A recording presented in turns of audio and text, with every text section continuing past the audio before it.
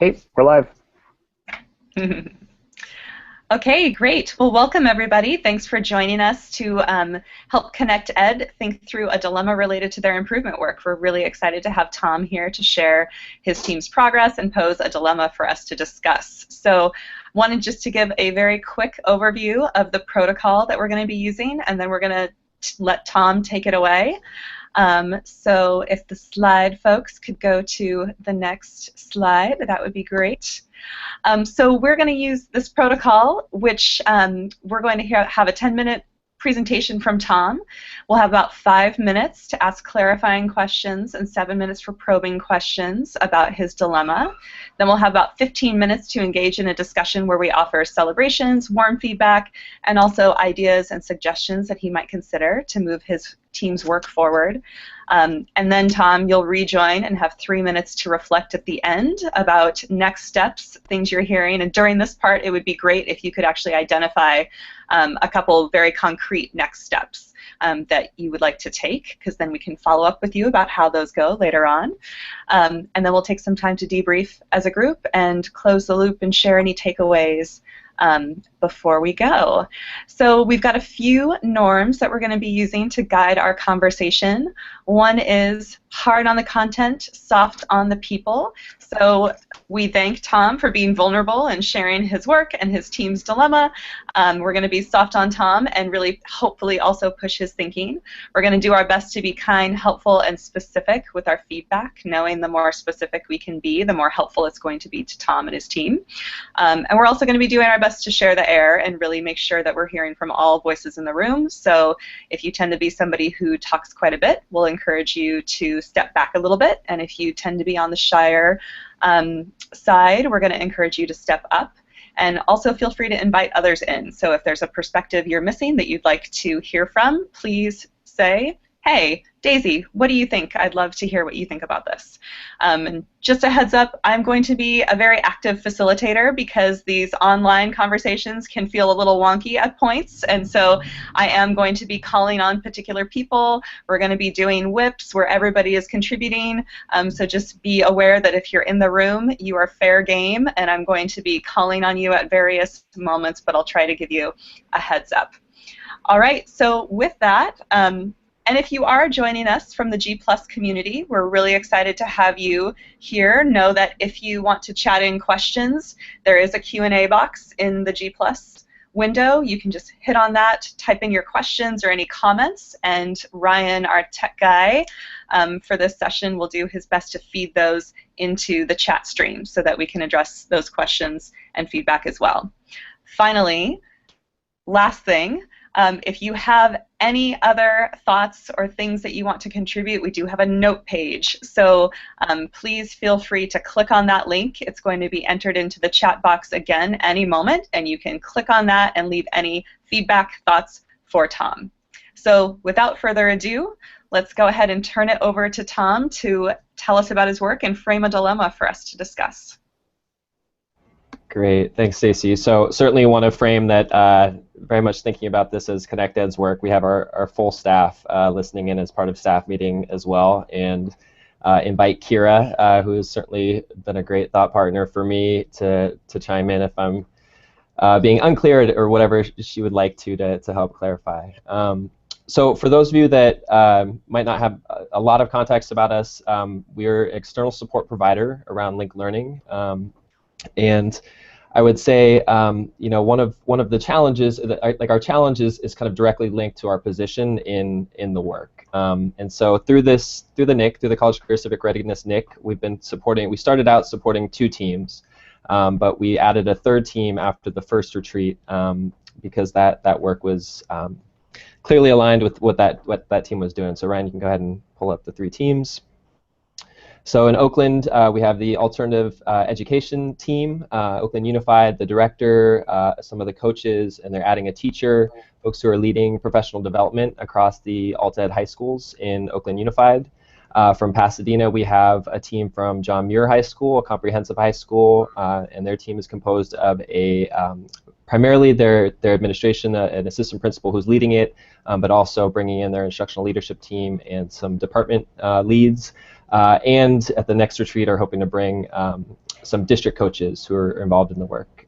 In San Diego, the last team to join is Kearney High School, School of Digital Media Design, a long-term partner in Link Learning work with us, but their administration and college and career action research team.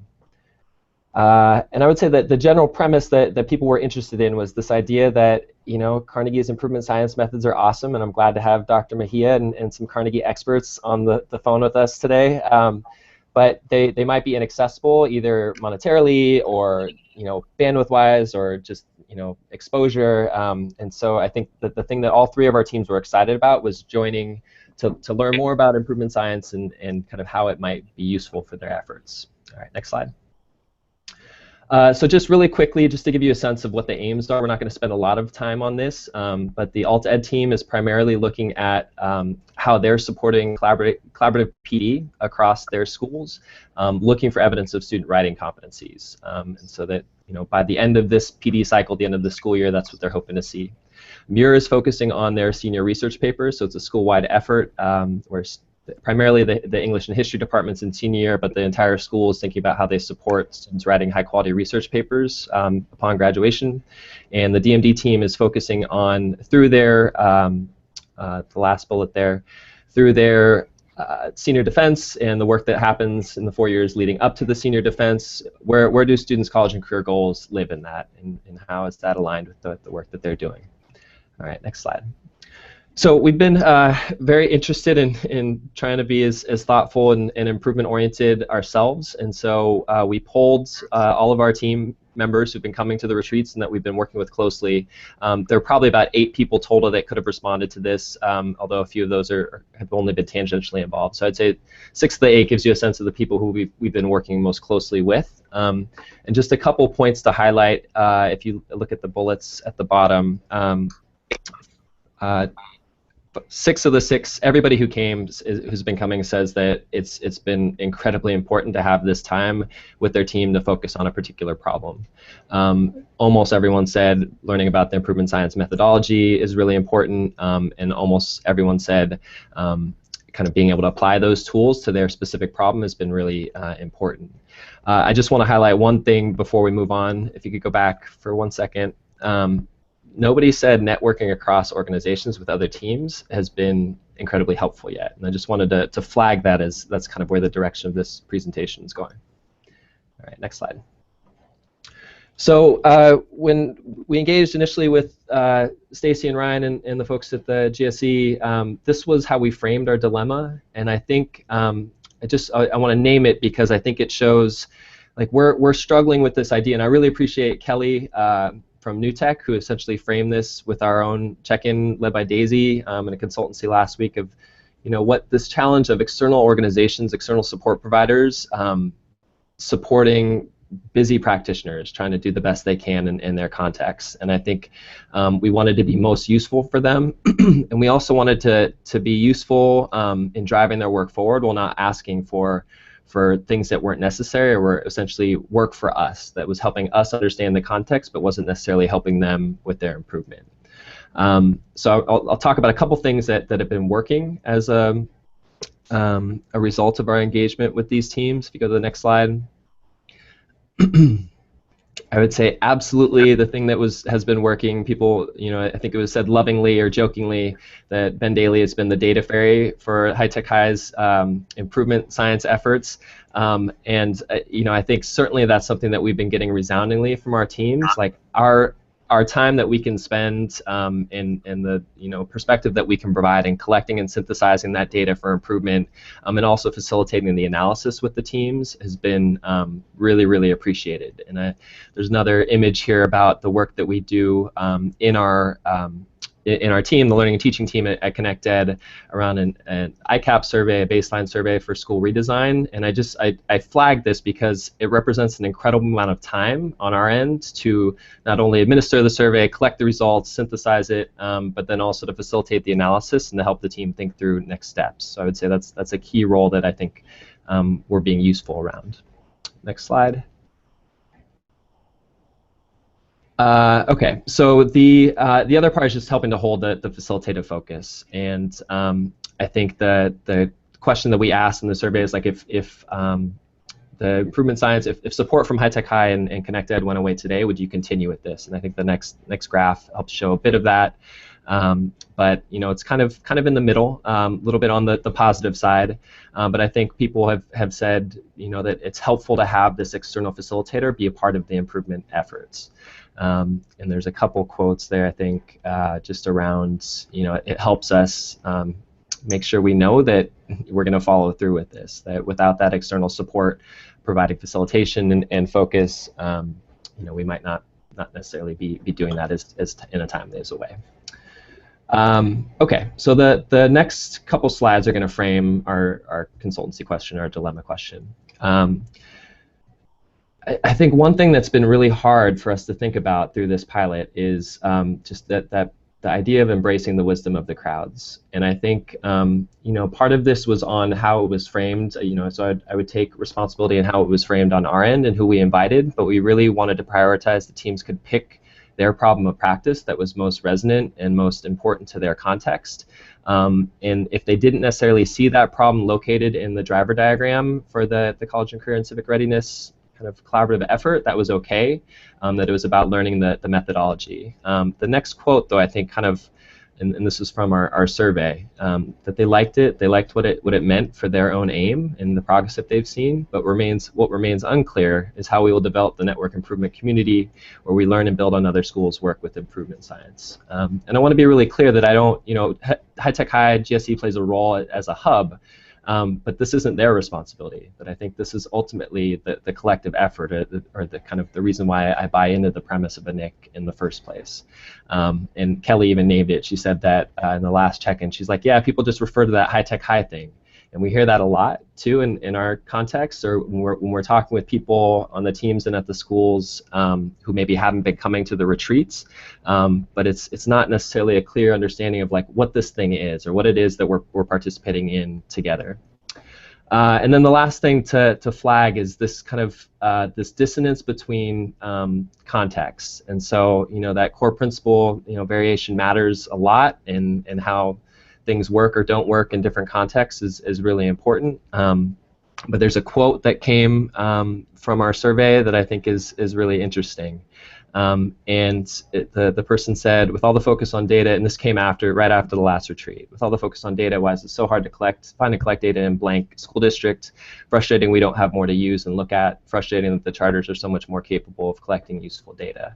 And I flagged that just to kind of highlight the point of people's contexts are very different, and the infrastructure and the conditions within those contexts, while everybody's in the room for the purposes of getting better at improvement and thinking about what that ultimately means across our schools and district systems.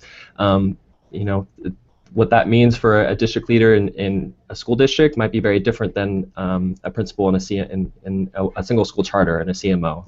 And I think we're wondering, I guess, we're curious if that's part of where the challenge is in kind of buying into this idea of the network or of the community. So I would say that lastly, our dilemma is really about this idea that we'd like ConnectEd, our team here on LTPD at ConnectEd, we're really interested in how we encourage greater interdependence. And I would say when you think about the term network improvement community, we're really focused on the improvement. And I think we're getting so much from the protocols and the framing and the time together with the GSE and all the other teams.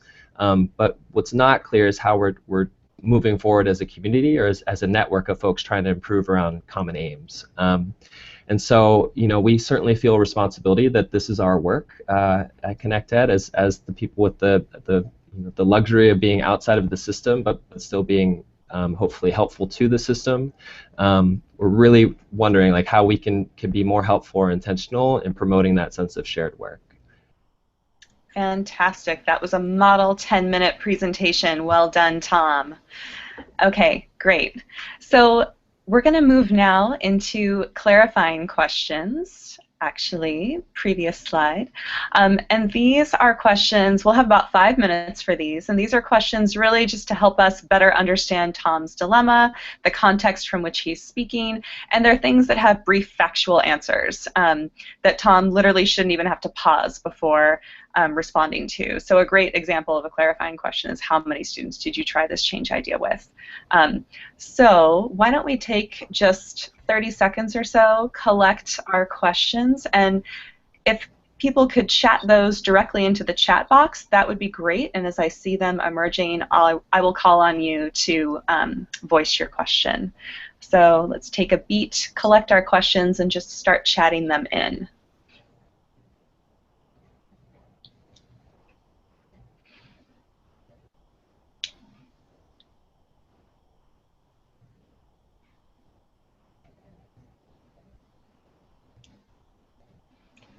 Great.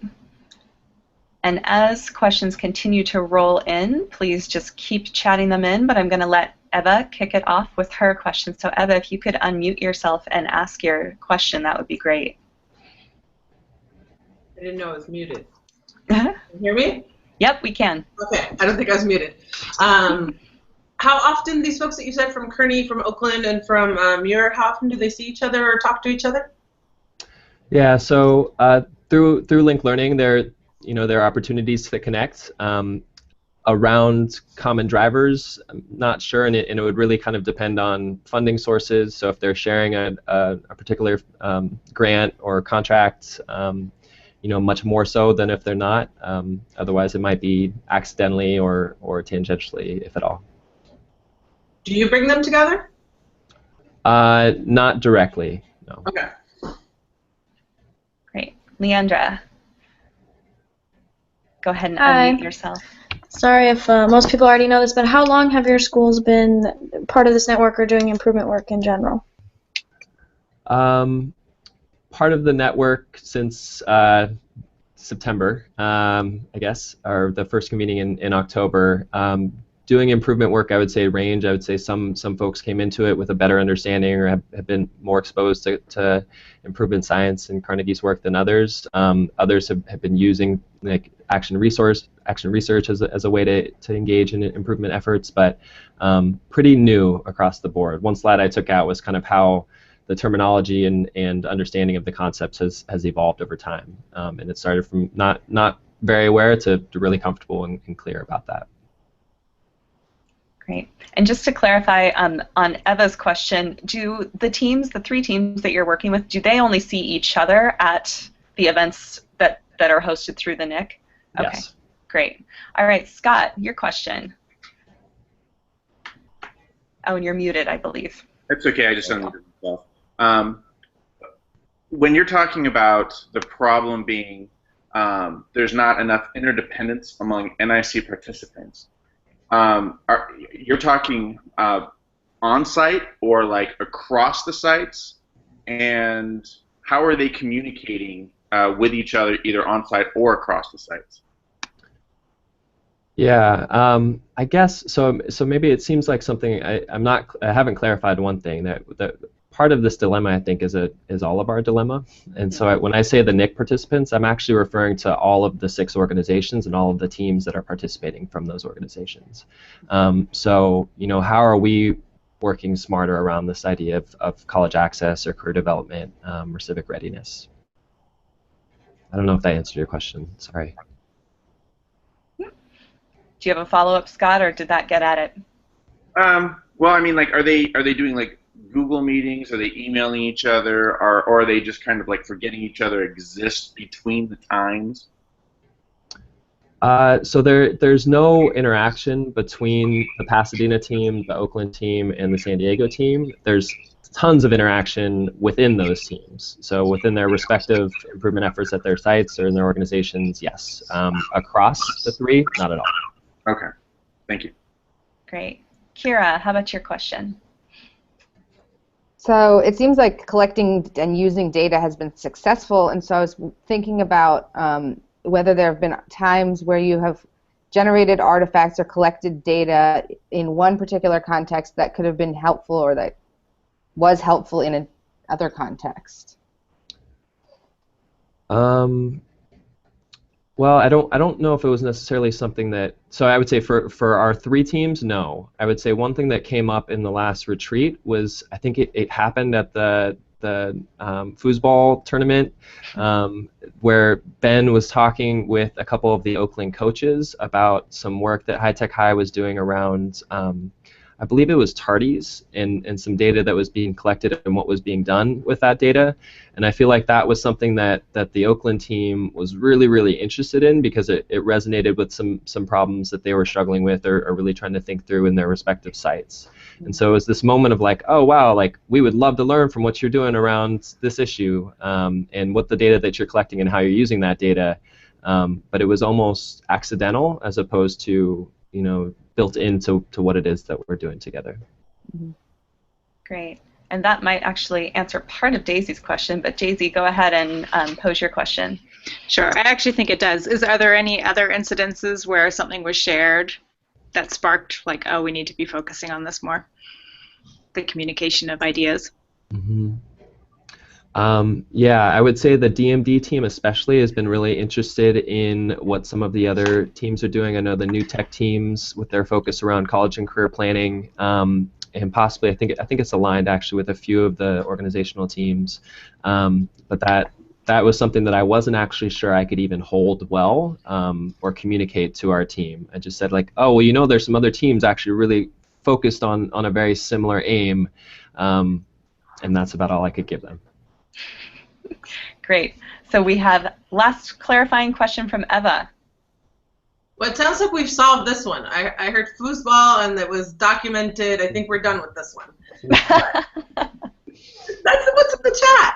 Now, are there other people? I don't know that you're Nick as well. So are there other aims floating around, either high tech or big picture or wherever, that relate or are somewhat similar to the ones that you put up for your schools?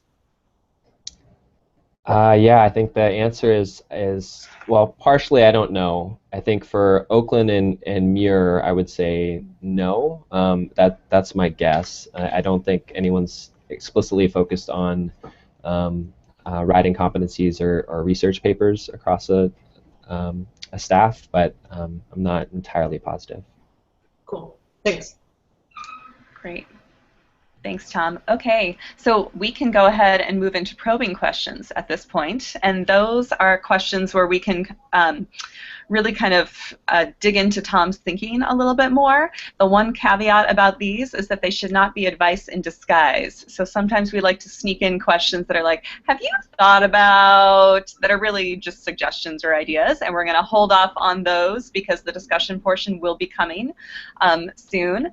But some great examples of probing questions are, what challenges do you anticipate or have you already faced? How do you see this work connecting back to the aim? What surprised you? What hunches do you have? So let's take a beat and chat in any kind of probing questions that are emerging for us to help Tom and us together dig into the dilemma a little bit more.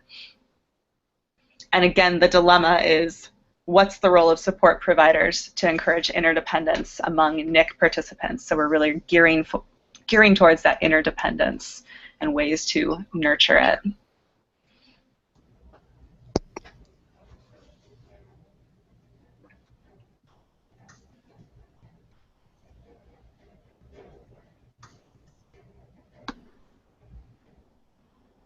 We'll also embrace the awkward silence that often ensues when people are crafting their probing questions.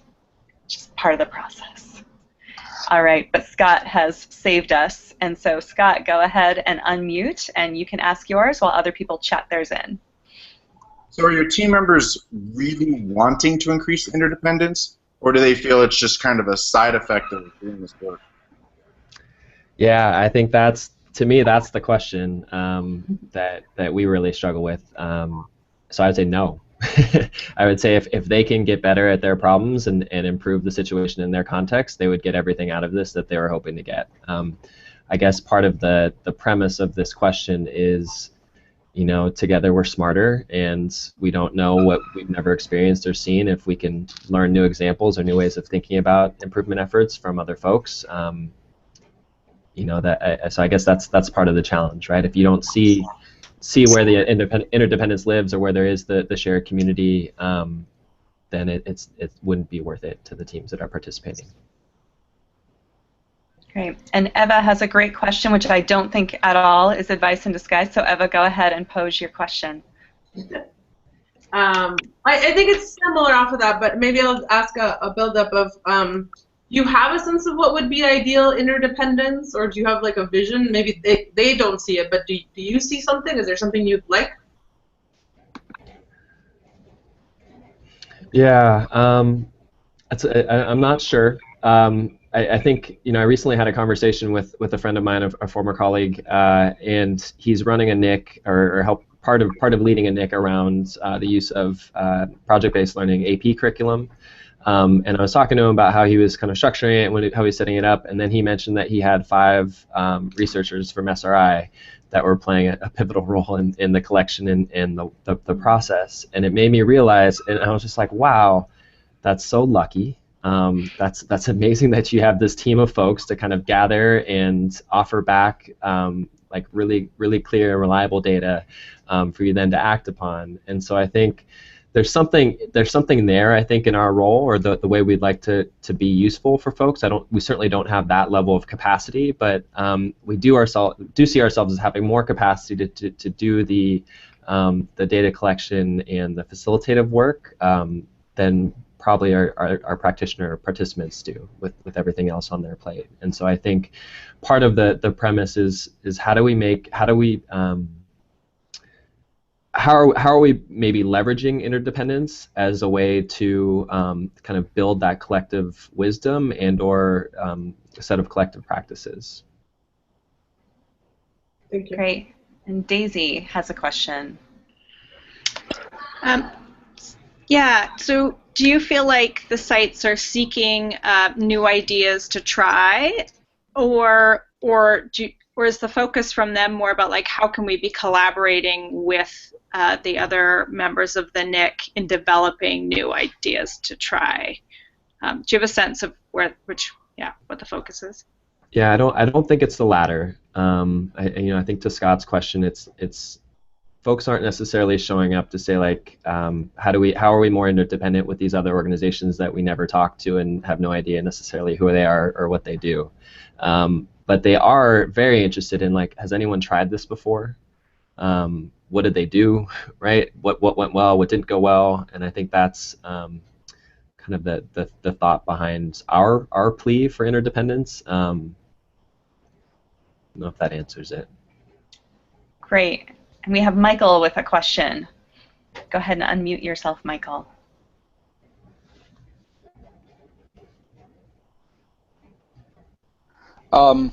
Thanks. I couldn't find a chat thing here, so thanks for doing that. I wonder, Tom, it's a two-parter. What would convenings, when we all get together, what would convenings look like if interdependence was a top priority? And why do you think it doesn't look like that now? Yeah, good question. I have no idea. You know, I can speculate on why it doesn't look like that. But I don't know, you know, and I think that's really kind of the challenge here, and why I'm glad we're able to talk about this 9 months in instead of after 2 years, is that I think that's one of the hopes, is that there is that we're collectively invested in this premise. And I guess, you know, so one thing possibly is just to think about how do we know what one another are doing, or what one another have done well. I think that's something that's been really challenging to see so far.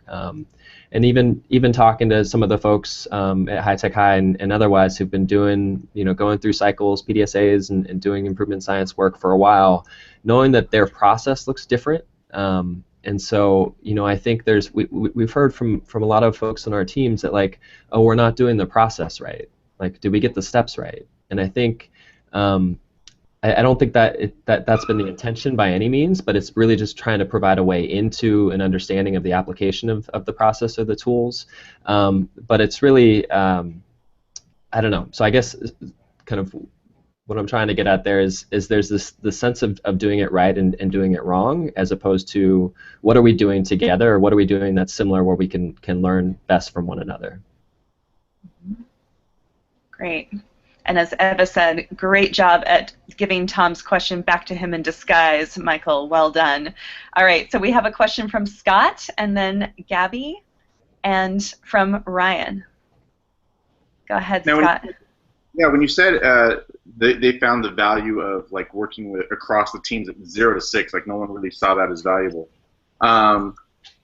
When we did that in San Diego for those last 2 times, what about it did they not like? Was it just because they didn't feel like they got work done during that time? No, I feel like that's what they find valuable. So coming together and really being able to work with the team and have folks from GSE come and offer feedback and kind of support and to have Jen or Kira or myself from ConnectEd there to support it, I think has been very appreciated. I think in terms of the network, the networking with colleagues across this effort, I think part of it's just not knowing what's happening across contexts. I think part of it's not really understanding what's similar across those contexts. You know, what might be useful to me as a coach in an alt-ed school versus a principal of a charter school in San Diego. And so I think not really being able to see where those connections lie or where the connective tissue has been one big part of the challenge in the networking aspect of it. Great. And Gabby, how about your question? Am I unmuted? You are, yes. Great. So I think you might have answered this already in your last response, but I guess I'm wondering if you feel like having more opportunities for just conversations about best practices will lead to more collaboration across organizations, something similar to like what we did. I think it was at the first convening in October, but it was really just across like our buddy or partner organizations. But do you feel like that would maybe sort of naturally lead into it? I don't know. Possibly. I think maybe an identification of yeah, I don't know. I guess it would have to. I just keep kind of coming back to, like, if we don't know what one another are doing, we can't really understand what the best practices are, or whether or not those best practices are things that are going to be helpful for me or not. Great. So Ryan, I'm unsure whether what you're posing is a question or not, but if you'd like to frame it as a question, do you want to close us off? Mine was more of an advice in disguise, so it's the slides. But I can frame it around Tom. I mean, do you have a sense of what the barriers are for people either sharing ideas or the barriers to like adopting or hearing or craving new ideas, specifically for your group or your staff? No. You know, I do think one thing that I do want to make sure I say is you know, the patience is important, and it's kind of knowing that this is new, and the evolution of this network is you know, constantly improving as well. And so that's certainly all those things that you raised are things I'm very curious about.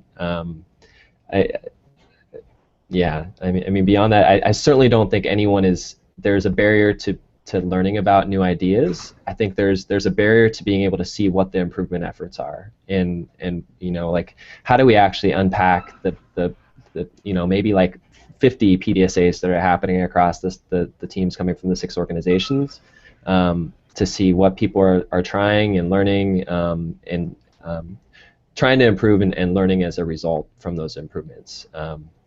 I think that's a barrier.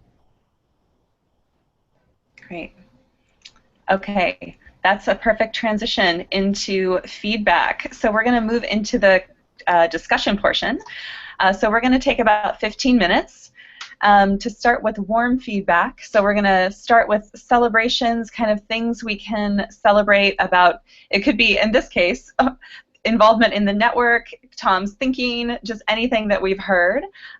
Ryan's prepping Daisy that she's going to go first. But how this typically goes is I'd love to get, we could do a very quick whip of celebrations, and then we'll move into cool feedback and suggestions. So this could be any questions that comes up for you, ideas of things you wonder about or that we could try. And in this case, I think it really is a we. It's not just Tom. It's kind of our network and also all of us as people supporting improvement work.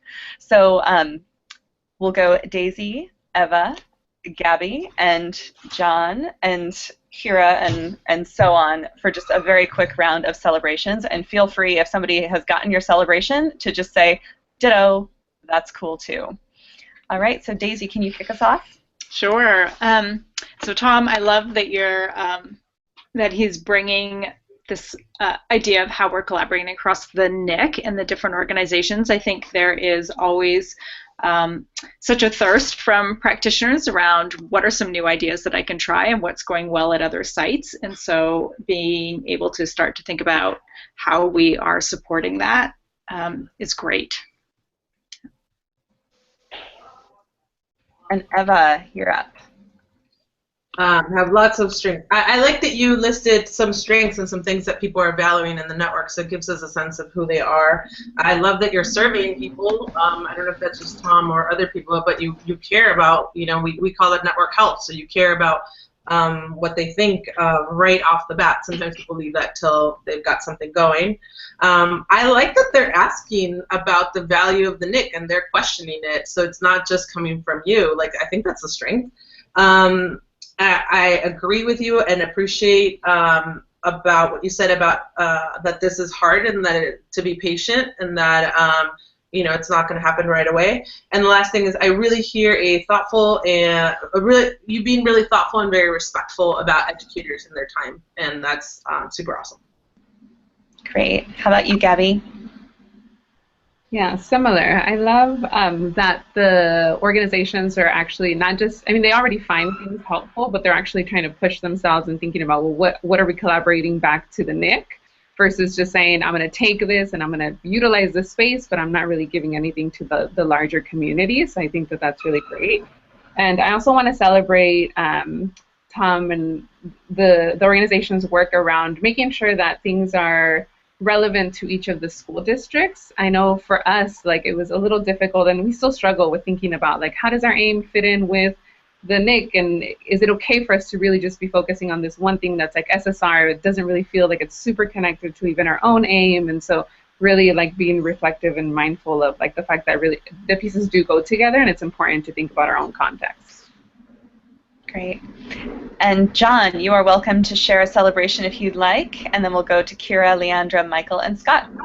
Sure. I just want to second the thing about just vulnerability and also the, like, just because you have a NIC doesn't mean you have to use it. And I think that has been a question for me too, but I appreciate the idea of going all the way back to, like, what's your theory of action of it, and then coming back around to, you know, the different, how it presents itself in different circumstances. So I really appreciate that part of the conversation. Thanks.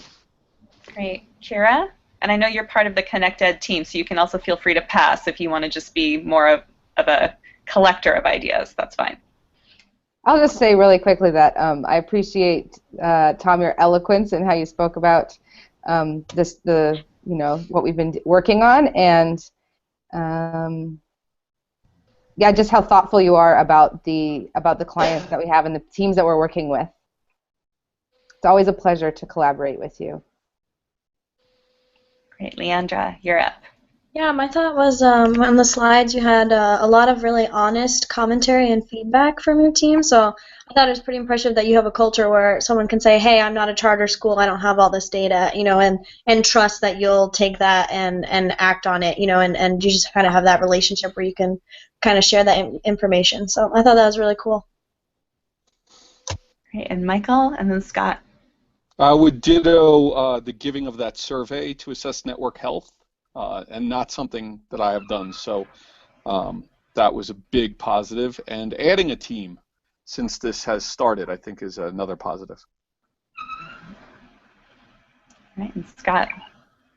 And I respect the fact that you're trying to answer this question. Like, teachers, as a general rule, tend to, like, stay in their classrooms, and sometimes it's hard to even get them to collaborate across, you know, a department or grade level, much less schools and networks that do completely different things in some cases. So this is definitely a multi-headed beast that you're trying to tame. So it you got to definitely appreciate the patience with it.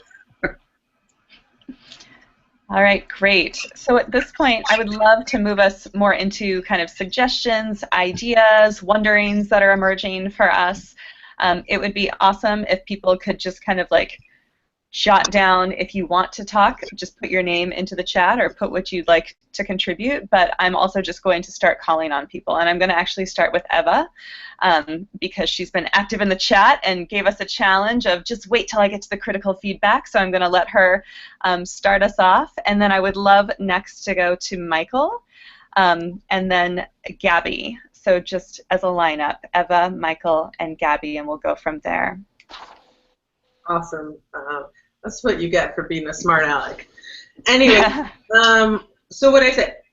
So you already alluded to something that you know I have to say. So NICs by design have a common name. You've chosen not to have a common name, which doesn't mean I'm going to walk out and say you're not doing a NIC and I'm done, right? So then the question is, so what do they have in common, if not the aim? And I think that's where I would go. I would push on that. Some of the possible ones that this conversation has made me think of, if not the aim, then maybe the measures, maybe the learning about improvement science, or maybe the experience of being a network. So really explore that, like what's in common, because if there isn't commonality, they're not going to want to, there isn't something to learn. So what's the learning? What's the object of the learning, the unit of measure, the unit that they would be sharing and learning across? And then you can restructure around that so that if it is around improvement science, then it's about the content of improvement. Are they PDSAing or are they developing measures or whatever? And I think that goes not just it's great that Tom is sharing that piece, but it goes across the whole thing where you all can do the matchmaking around who's working on this, who's working on that, and think of the structures that make sense for learning. And then there might be different structures that are different time periods. So one might require just a phone call one time to kind of share that experience, or some might be like a working group for a little bit, or some might be a task that's being done, or you'll figure out the form that follows the function that you're trying to achieve. And the other sort of big question I throw out there is, I think actually, Tom, you started by talking about like interrogating what is your value add? Like what is it that you as an outsider that has time away from children coming in a rotating door, and there's just a different experience of life when you're an outsider or when you're in a school. And so what's your value added? Similar to saying, the data fairy is a huge thing. So the data crunching, the collection, that's one thing. It also sounded like you alluded to that you can bring in expertise and mobilize it for them in a way that might be more difficult for them. It also sounded like you could help with being the cross-pollinator. So one big challenge was even for you all to know what everybody is doing. So you could do that work and then mobilize that for them. So continue to I think dig into that question. And then the last thing I wanted to say is there's a researcher that talks really puts it down. His name's Ken Frank, I think. Puts it like bare bones, like the value of a network is how fast they can mobilize resources to achieve their aim. And I just really like that as a frame. So then thinking about, as you're talking about interdependence, like use that as your metric of, what resources are these folks needing for their work, and how well are you all doing at mobilizing them on their behalf, and if that can be a guidepost for you. Great. Michael, I teed you up next, and then I have Gabby and Daisy and Leandra, but people should feel free to jump in if they want to build on ideas too. Some of the things I feel are just variations, I'm afraid, of what Eva just said, although there are also some confusion on my part. I think we are connected to the same aim as a network, if I'm not mistaken, around the larger driver diagram that's brought into the room every time. But maybe we've gotten too far about that. We're like this, the Russian nesting dolls piece, where we've each developed our own sub-aims to connect to the larger network aim. So Having said that, I do see value in sharing what all our aims are, and I bet you we can find out because all these materials are in these folders and stuff, but I have not looked into it, and I saw some commonalities with a couple of the aims that Tom's network is sharing, working on with some of my schools. Like there might be more in common with one of my schools and one of Tom's schools than I realized because they're both working on senior defense, and I didn't really realize that. So sharing of the sub-aims might be valuable in binding us together and planning convenings around content. The other thing is also similar. I think it'd be pretty easy to combine us around procedural stuff like the improvement science work. So even if the content's different, we all have experienced PDSA cycles. We've all experienced doing root cause analysis. And I wonder if there's some room to put us together in mixed groups to share that common experience and share best practices around that. And the last thing is it was related to my probing question about Tom's vision. I wonder if I would love to hear at some point, not necessarily on this call, but or for Tom to do this for himself. He says, together we're smarter, something I definitely believe in. And I wonder when he's most powerfully really experienced that. Together we're smarter. And if he could get in touch with that experience and sort of deconstruct that a little bit to say, well, what made that happen? It's kind of like a success analysis. And that's something we could probably all do. Great. So I had teed up Gabby and then Daisy. And Leandra, feel free to jump in if you have a thought as well. And also, Gabby, feel free to say, come back to me. I was just actually along the same lines as Michael just shared, thinking of sharing all of the aims and also the sub-aims for each of the groups. I feel like I have a good sense of like what Asian Society is working on because that's like who we're on conference calls with, and at convenings, that's who we get to share information with. But I'd love to have more of an opportunity to actually go across, not just with your partner organization, but to get a sense. I know that there's a lot of opportunities for like gallery walks and things like that, but we still kind of always stay with our partners. And so it'd be great to kind of do that because I think that would allow us more conversation to kind of going back to Tom's, like how do we figure out what we can do, what we do best? We can self-identify what we feel like we're doing well if we see that someone else is working on it and maybe chime in and provide resources for that. I also feel like, and this is something that came up from the January convening when we looked at the data, if we were able to kind of identify, we know that we have this larger aim on like college career and civic readiness, but thinking of like specific data points that we'd like every single organization to collect and something that's possible for us within our context, but that I think would help us as a NIC figure out like where we're making improvements and maybe build those connections across the organization. I think would be great. Great, and Daisy. Sure. So I just want to echo what Gabby said. I think some sort of structure where even if it's just a Google Doc of like, here's what we think we do well as school, where some of our strengths lie, and other work that we're working on right now, just to see those commonalities and build that into one of our convenings, I think is a great idea. Another thing that's popping up for me is just a little bit of this tensions around seeking the answers elsewhere, like this idea of like, well, I do think we are absolutely better together and getting to be able to sort of collaboratively talk through, oh, you're trying this, that's great, I wonder if I can do it in this way, I think is incredibly important. But I also know that it can be difficult and you can get stuck not feeling empowered about your own learning. And so I'm just curious, I guess, about that dynamic as well with the sites of what are they learning that they're excited to share, and how confident do they feel about that, and how can we help facilitate that process too? Those are my thoughts. Great. All right, Leandra is next. Sorry, Leandra, I didn't mean to skip you. Please, come on in. That's okay. I was just getting confused. Who wanted me to go when? I feel like a lot of what I had in mind has already been said in one way or another, but Tom mentioned something about how people were really kind of interested in this idea of, am I doing the improvement right? Am I doing it wrong?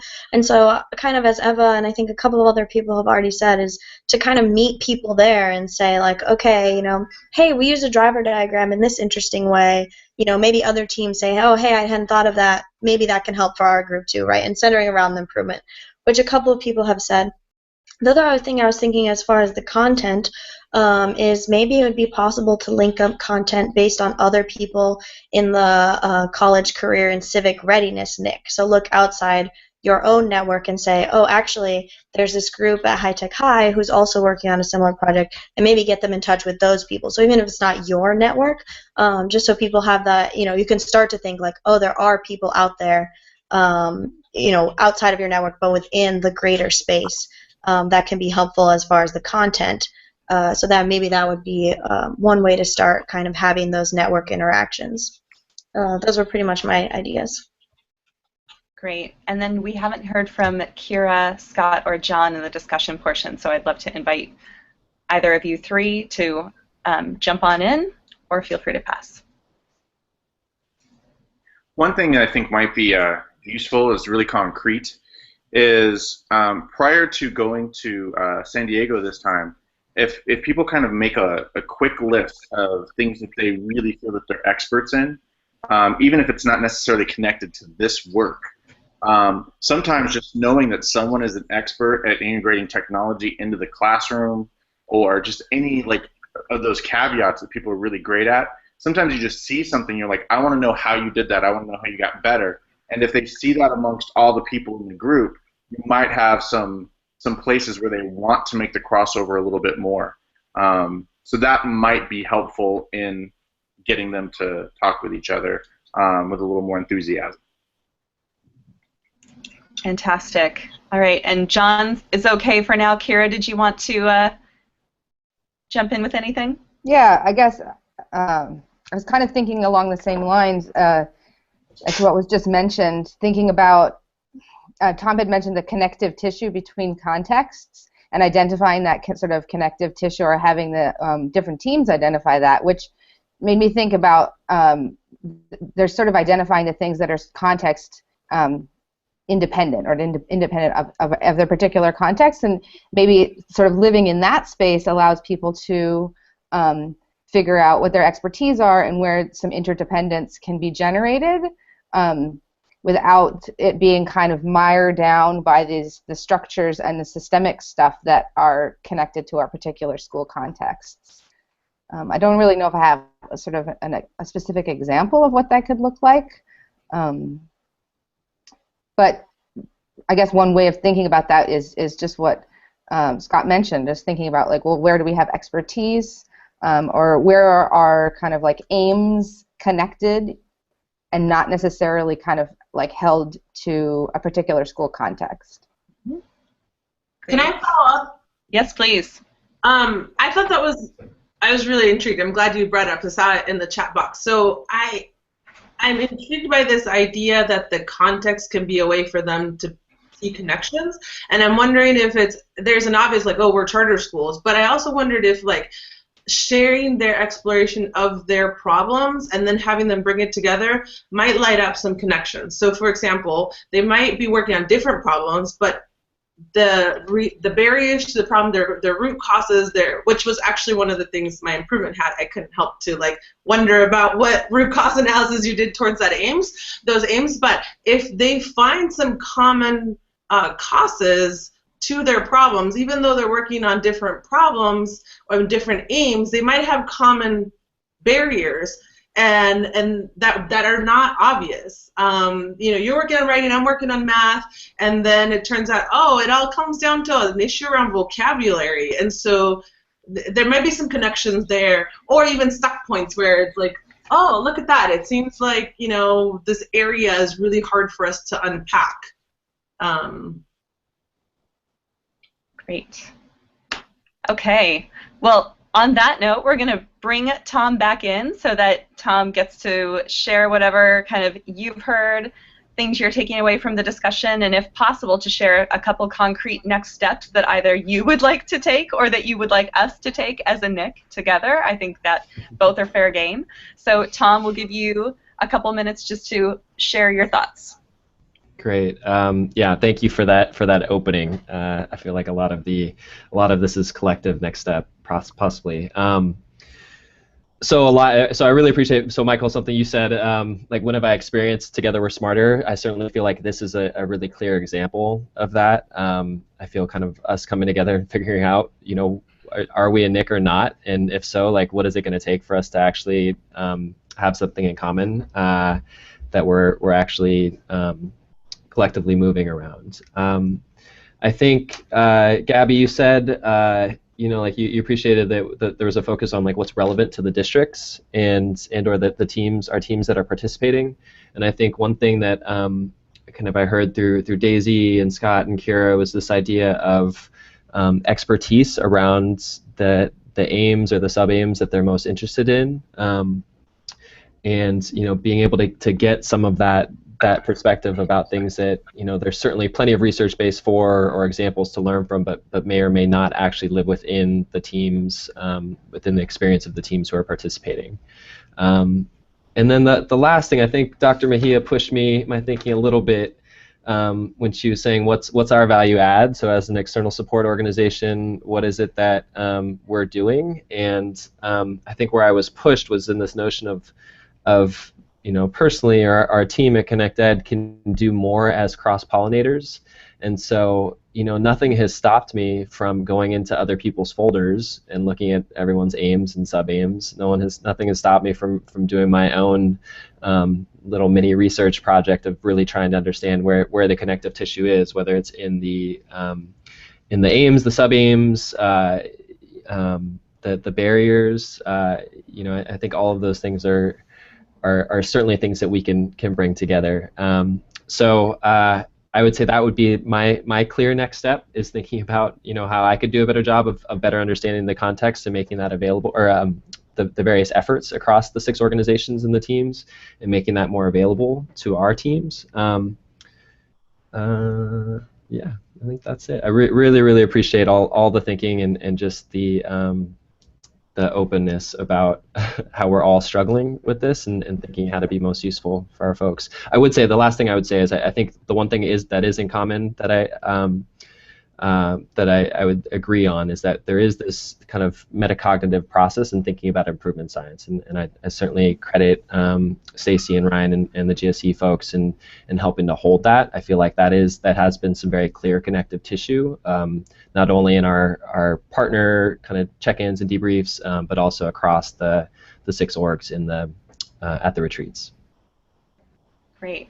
All right. Well, fantastic ideas and reflection. I know I got tons of ideas from that. This is perfect timing for us since we're crafting the agenda for our next convening in a week and a half. And so I think we've got lots of great ideas. And I would encourage anybody who has like concrete ideas or suggestions to share them with us in a moment when we're kind of done with the debrief. But it'd be awesome if anybody has a particular takeaway. I'm just going to go right down the line, and feel free to pass if you don't. But if there's something that you're taking away from this discussion, or something even that you'd like to request, like, hey, when we come together, can we please do this? Or, hey, High Tech High is a hub, can we please do this? Or can you please do this for us? That would be great too. So I'm going to start at the other end, and I'm going to actually start with Scott and work our way the other direction. So we'll go Scott, Michael, Leandra, Kira, John, and so forth. So any quick takeaways, feel free to pass as well. Well, this is a good kind of question that really revolves around how NICs work in general and how humans kind of interact either amongst divisions or online. And I think the most important thing is we really have to create that common ground of understanding why we're here, what the purpose is, and making sure that everyone feels connected to it and the importance of it. Otherwise, it just kind of goes to the wayside when we're working on our day-to-day stuff. Great. Michael? I really loved the problem. It's something I am passionate about, is how to do more and better knowledge sharing. And I don't think I was thinking about it a lot as much as I should have with this. So I appreciate, Tom, that you brought it to our attention. It's something that will stay on my mind. On a smaller level, I love that survey that you gave, and I feel now obligated to do it with my group. So I'd love those questions. I'm sure we have access to the slides or something like that with those questions, but that's a great idea. Leandra? I think my takeaway was similar, is that, this whole idea of, well, we can't be the only school that's ever had a problem with, our senior research project, right? But then the actual nitty-gritty of how do you actually gather that information from someone, how do you find someone who's done it, gather their information, send it to someone else, is the real challenge. Great, thank you. And Kira? Sorry, I trying think to you're unmute. I guess mine is a request, and I think for our next convening, and this was something that I had kind of been thinking a lot about when we ended our time together last time, is there a way to have a little bit more quick cross-pollinations of groups so that people can hear what's happening? I felt like I got really familiar and intimate with a couple of different teams' projects, and then I would kind of it didn't happen. It wasn't until foosball that I sort of heard a little bit heard more of that, and I think facilitating that would be really helpful. Great. And John, Gabby, Eva, and Daisy. And maybe, oh, we lost John, so off to Gabby. So for me, it's interesting because I've been thinking about it as a NIC as well, but more reflection on how it works on our team. We recently had a professional development session with all of our staff to share the work that we're doing, and not just with the NIC, but as a college team. And so it's interesting because we're thinking about how do we make sure that everyone on our staff here at City Arts and Tech feels invested in the work that we're doing and feels like it's relevant to them as teachers, even though they're not the ones looking at the data, and really being mindful of how to create some buy-in if we really want to create a set of recommendations of things that can help our students be more college ready, which is what our aim is.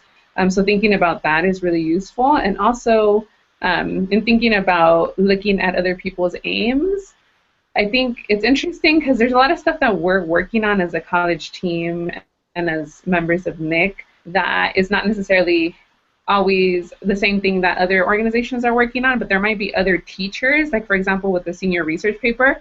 I thought of two of our teachers that are struggling to get the students to really kind of produce some high-level work, and so thinking about maybe even sharing resources with individual teachers that I can find in people's folders that might not relate to our greater aim, but is still relevant to our school.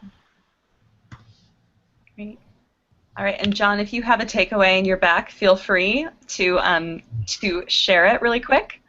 I'm back. Sorry about that. I just want to sort of highlight the strength of weak ties that you talked about in terms of the NICs being places to access other information from other elements, other parts of the organization, that then make its way to the NIC, then make its way to other parts of other organizations, which is sort of network theory 101, but I think has perhaps not been utilized as powerfully as it could have been. Great. And Eva, and then Daisy.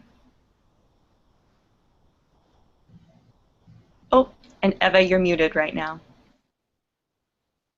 What's funny is Google was also telling me that. So one big takeaway is I have not been part of an improvement review with this many voices all coming in, and so that's huge for me, and kudos to Stacy for playing traffic cop. It's been really fun. I really hope you guys do the mapping of all the aims, and even maybe could be a fun, dare I say it, activity of in a post-its or something at your meeting, where you can see the connections, and maybe there are multiple connections. It's sort of like a content social network analysis thing. And then one warning is we haven't talked at all about measures. So we get really excited about knowledge sharing, but hopefully there's a level of warrant or something at some point that you guys all talk about measures, because just because I love something and it was great doesn't mean that maybe Tom should pick it up. Great. And Daisy. So I think I share a lot of takeaways that have already been mentioned. I am now inspired to go do a scavenger hunt through the folders and see what I can find. So So I'll share that my takeaway is related to that, which is that, Tom, you shouldn't have to do that, actually, because we should be doing that for you. So I feel like one of my big takeaways is part of the role of the hub is like making everybody's work visible and finding ways for us to connect you to each other. So I really appreciate all of the concrete suggestions. They're definitely going to make it into our convening. So that was really helpful. And Ryan, do you have a takeaway that you want to share? Just the idea that this is partially one of the ways that we're connecting. So I already heard two people talk about that. I mentioned that Michael mentioned some of his teachers in Ames felt connected to Tom. So I encourage Michael to connect at some point. This is your push, Michael, to connect with Tom around how you saw those overlap. And then I also heard Gabby saying that she found some structures that two of those teachers that are doing at her school that she could find interesting. So this is, again, a push to actually take that time at the end of this conversation to just email and say, to make those connections, because I agree. Mm-hmm.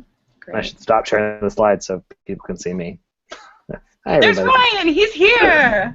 And Eva, thank you for the data. I appreciate the data push at the end. I was appreciating that. So there's a related thing related to that data in just one moment. But before we get to it, we're just going to take a few minutes, about 3, just to debrief this process. I know this is like the 4th one of these that we've done together. And Ryan, as much as we love your face, do you mind putting the debrief slide up again? Fine. Bye, everybody.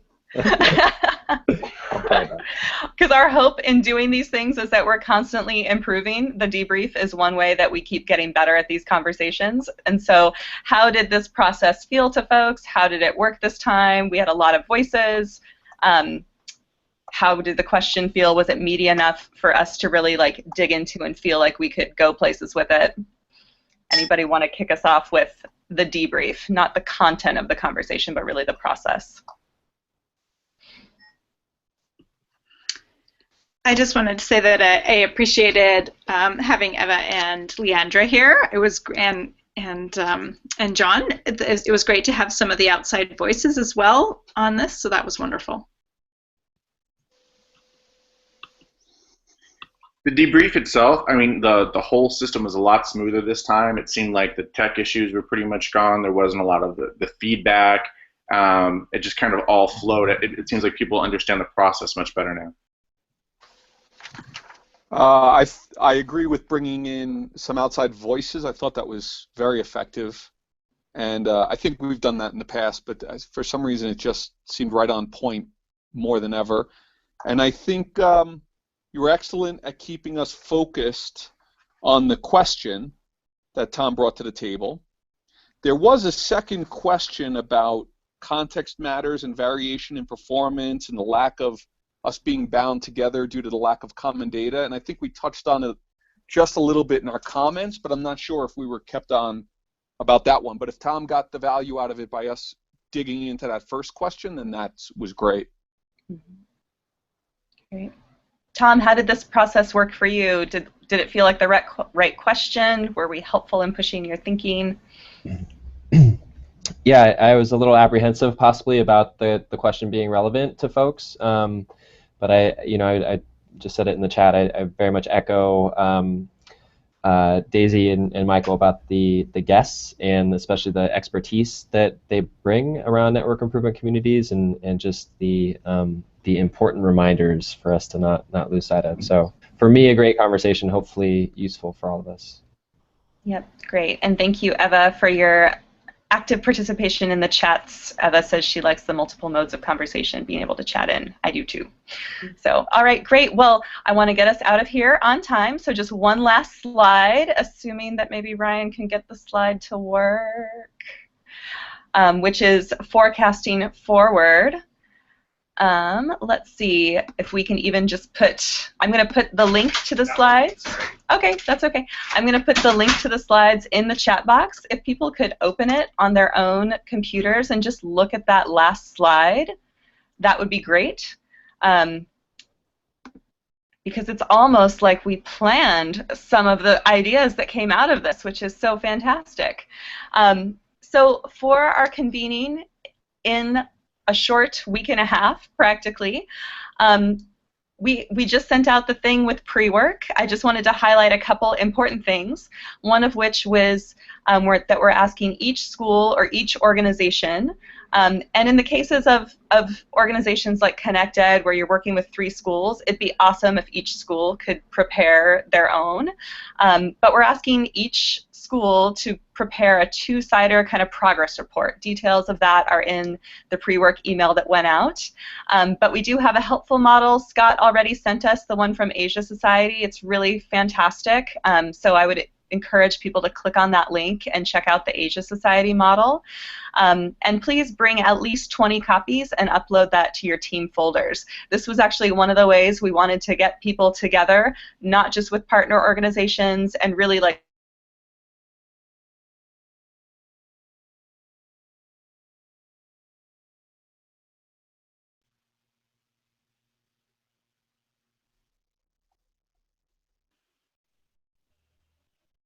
Did Stacy cut out, or is it the whole network? I guess it's just Stacy. I heard you, Scott. Yeah, I think it was just Stacy. I guess we don't have any homework. Well, hold on.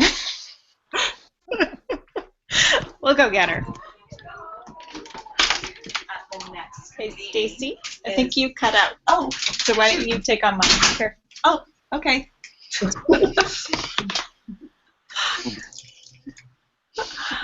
All right.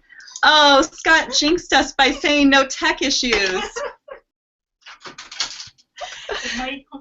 Can folks hear me? I can't hear anybody. Yes. We can hear you. Okay, great. Now I can hear you. All right, so if you're looking at that last slide, sorry. Does anybody want to tell me where we conked out so I don't repeat everything? Did I get through the 2-sider progress reports? Yes. Yes. Okay,